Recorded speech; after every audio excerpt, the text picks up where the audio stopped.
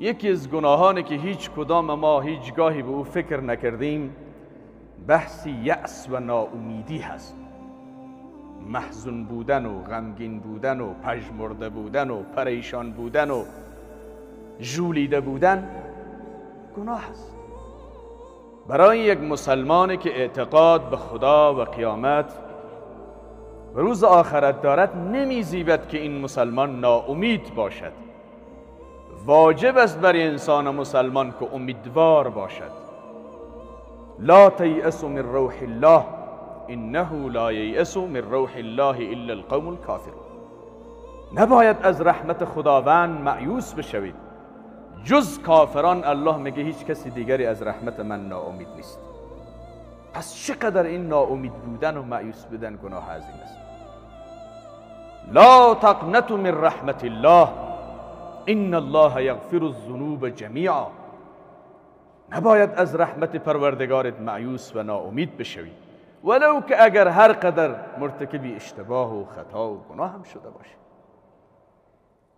گناهان متفاوت است. ممکن گناه یکی ظاهری هست، جهریه هست، از یکی خفیه هست. هیچ انسانی بی عیب و نقصی در کره زمین وجود ندارد. اعتقاد و باور ما بر این است که جز انبیاء علیه السلام هیچ کسی دیگری معصوم نیست. از من که اینجا به خدمت شما ایستادم صحبت میکنم و از خطیبی که در منبر می نشیند و از امامی که در محراب می نشیند تا فردی که در کوچه و بازار مصروف کار است، همه مرتکب اشتباه و خطا میشه. پیامبر صلی الله علیه وسلم میگه تمام فرزندان این آدم خطاکار، کل بنی آدم خطا، ولکن بهترین اینها کسانی هستند که بازگشت. و در آیت دیگری الله سبحانه و تعالی میفرماید ولا تهینوا ولا تحزنوا و انتم الاعلون ان کنتم مؤمنین. نباید سست بشوید، نباید محزون بشوید، نباید غمگین بشوید اگر مؤمن هستید. ان کنتم مؤمنین، اگر شما مؤمن باشید. این خیلی نکته حساسه. ولی خیلی از ماها میبینی که در زندگی چنان یأس و ناامیدی و پژمردگی و محزون، والا مریض داریم سیب، قرض داریم سیب، مشکلات هستیم، جنجال هستیم. وقتی تو معتقد به ذاتی هستی که او قدیر است، قوی است، سمیع است، بصیر است، علیم است، خبیر است، لطیف است به بندگانش، لطف داره، چرا باید محزون باشی؟ زندگی فراز و نشیب‌ها داره، چیزی طبیعی هست. یک روز انسان در بالا قرار میگیره، روز دیگر در پایین. یک روز مریض است، روز دیگر صحتمندی، یک روز سختی است، روز دیگر آسانی.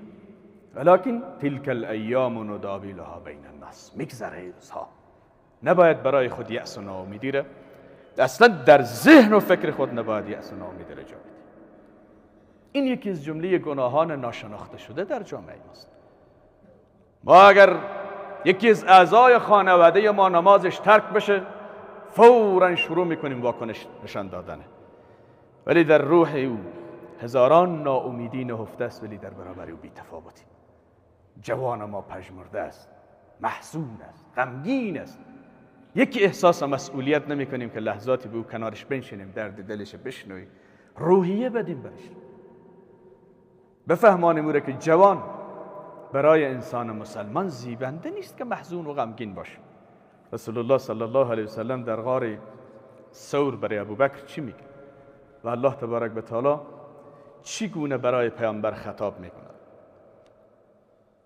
لا تحزن ان الله معنا. غم نخور، خدا با ماست. یک کسی که خدا با اوست چرا باید غمگین باشه؟ چرا باید پریشان باشه؟ لا تحزن ان الله معنا. آیات متعددی در قرآن داریم. ان الله مع الصابرین، مع المحسنین، مع المتقین.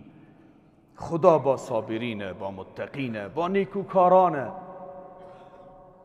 پس وقتی که خدا با تو باشه، تو معتقدم به خدا هستی، چرا باید غمگین باشه؟ چرا باید پریشان باشه؟